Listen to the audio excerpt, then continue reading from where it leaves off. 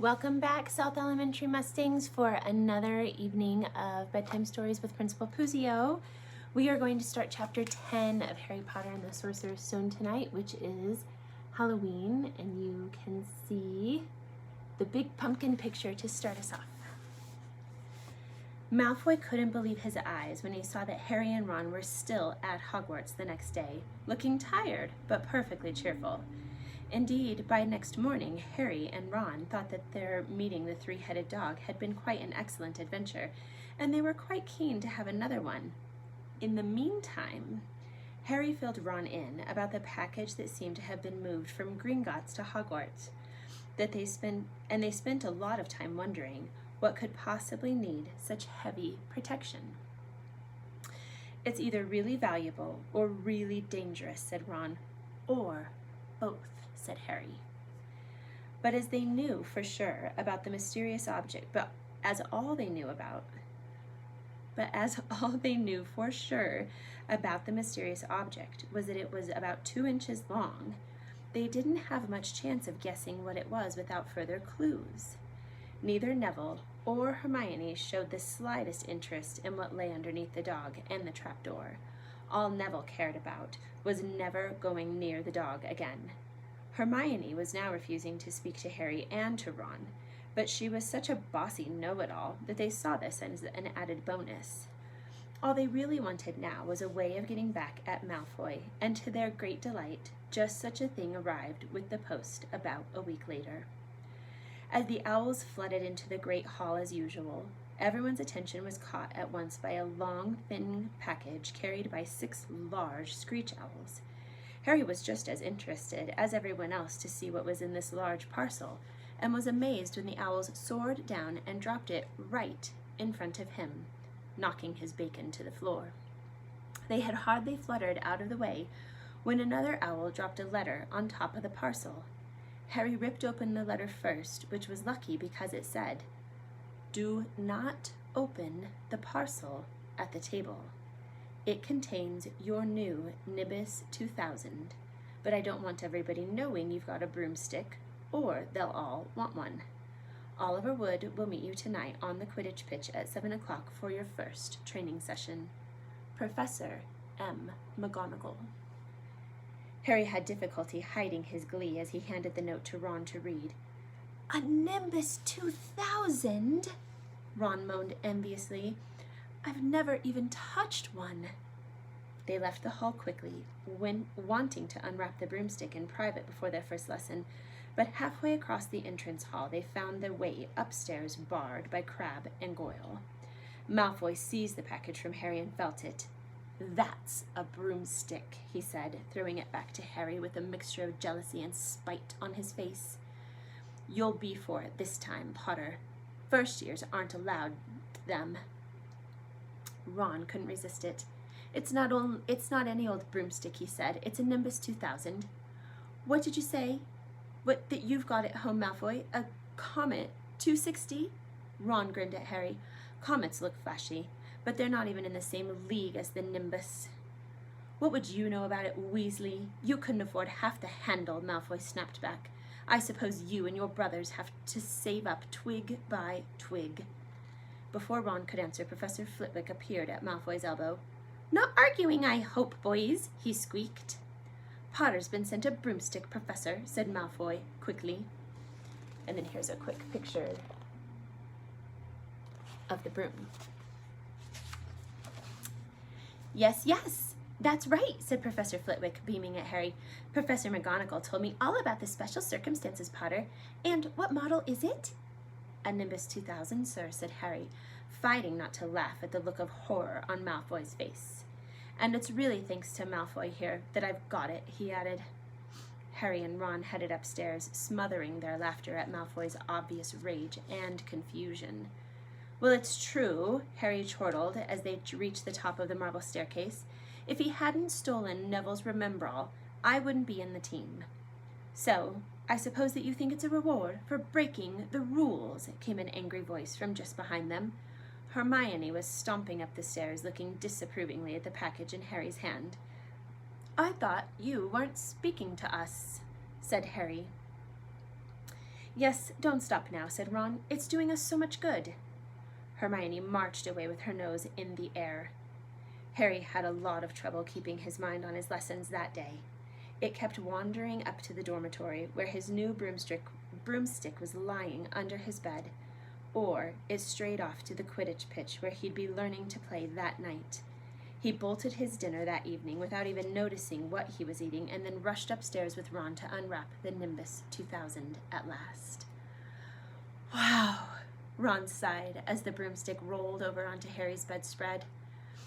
Even Harry, who knew nothing about the different brooms, thought it looked wonderful. Sleek and shiny, with a mahogany handle, it had a long tail of neat, straight twigs, and Nimbus 2000 written in gold near the top. As 7 o'clock drew nearer, Harry left the castle and set off towards the Quidditch pitch in the dusk. He'd never been inside the stadium before. Hundreds of seats were raised in stands around the pitch so that the spectators were high enough to see what was going on. At either end of the pitch were 3 golden poles with hoops on the ends. They reminded Harry of the little plastic sticks that Muggle children blew bubbles through, except that they were 50 feet high.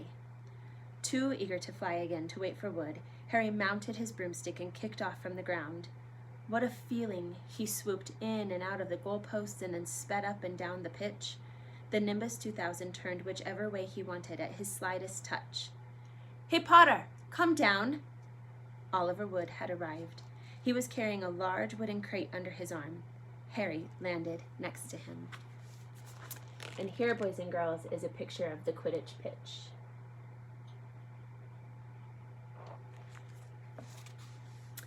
"Very nice," said Wood, his eyes glinting. "I see what McGonagall meant. You really are a natural. I'm just going to teach you the rules this evening. Then you'll be joining team practices 3 times a week." He opened the crate. Inside were 4 different-sized balls. "Right," said Wood. "Now, Quidditch is easy enough to understand, even if it's not too easy to play.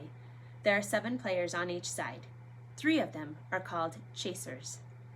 3 chasers, Harry repeated as Wood took out a bright red ball about the size of a football. "This ball's called the quaffle," said Wood. "The chasers throw the quaffle to each other and try to get it through one of the hoops to score a goal. 10 points every time the quaffle goes through one of the hoops. Follow me?" "The chasers throw the quaffle and put it through the hoops to score," Harry recited. "So that's sort of like basketball on broomsticks with 6 hoops, isn't it?" "What's basketball?" said Wood curiously. "Never mind," said Harry quickly. "Now, there's another player on each side who's called the keeper. I'm keeper for Gryffindor. I have to fly around the hoops and stop the other teams from scoring." 3 chasers, 1 keeper, said Harry, who was determined to remember it all. "And then they play for the quaffle. Okay, got that? So what are those for?" He pointed at the 3 balls left inside the box. "I'll show you now," said Wood. "Take this." He handed Harry a small club, a bit like a rounder's bat. "I'm going to show you what the bludgers do," said Wood. "These 2 are the bludgers." He showed Harry 2 identical balls, jet black and slightly smaller than the red quaffle. Harry noticed that they seemed to be straining to escape the straps holding them inside the box. "Stand back," Wood warned Harry. He bent down and freed one of the bludgers. At once, the black ball rose high in the air and then pelted straight at Harry's face. Harry swung at it with the bat to stop it from breaking his nose and sent it zigzagging away into the air. It zoomed around their heads and then shot at Wood, who dived on top of it and managed to pin it to the ground. "See?" Wood panted, forcing the struggling bludger back into the crate and strapping it down safely. "The bludgers rocket around trying to knock players off their brooms. That's why you have 2 beaters on each team. The Weasley twins are ours. It's their job to protect their side from the bludgers and try and knock them towards the other team. So, you think you've got all that?" 3 chasers try and score with the quaffle. The keeper guards the goalposts. The beaters keep the bludgers away from their team. Harry reeled off. "Very good," said Wood. Have the bludgers ever killed anyone?" Harry asked, hoping he sounded offhand. Never at Hogwarts. We've had a couple of broken jaws, but nothing worse than that. Now, the last member of the team is the Seeker. That's you. And you don't have to worry about the Quaffle or the Bludgers. Unless they crack my head open. Don't worry, the Weasleys are more than a match for the Bludgers. I mean, they're like a pair of human Bludgers themselves. Wood reached into the crate and took out the fourth and last ball. Compared with the Quaffle and the Bludgers, it was tiny, about the size of a large walnut. It was bright gold and had little fluttering silver wings. This, said Wood, is the golden snitch, and it's the most important ball of the lot. It's very hard to catch because it's so fast and difficult to see. It's the Seeker's job to catch it. You've got to weave in and out of the Chasers, Beachers, Bludgers, and Quaffle to get to it before the other team's Seeker, because whichever Seeker catches the snitch wins his team an extra 150 points, so they nearly always win. That's why Seekers get fouled so much. A game of Quidditch only ends when the snitch is caught, so it can go on for ages. I think the record is 3 months. They had to keep bringing on substitutes so the players could get some sleep. Well, that's it. Any questions? Harry shook his head. He understood what he had to do all right. It was doing it that was going to be the problem. We won't practice with the snitch yet, said Wood, carefully shutting it back inside the crate. It's too dark. We might lose it. Let's try you out with a few of these. He pulled a bag of ordinary golf balls out of his pocket, and a few minutes later, he and Harry were up in the air, Wood throwing the golf balls as hard as he could in every direction for Harry to catch. Harry didn't miss a single one, and Wood was delighted. After half an hour, night had already fallen, and they couldn't carry on. That Quidditch cup, it'll have your name on it this year, said Wood happily as they trudged back up to the castle. I wouldn't be surprised if you turn out better than Charlie Weasley, and he could have played for England if he hadn't gone off chasing dragons. And boys and girls, that is where we are going to stop tonight. It's just about halfway through the Halloween chapter. So we will finish chapter 10 the next time I see you. Have sweet dreams, and we will see you soon. Good night.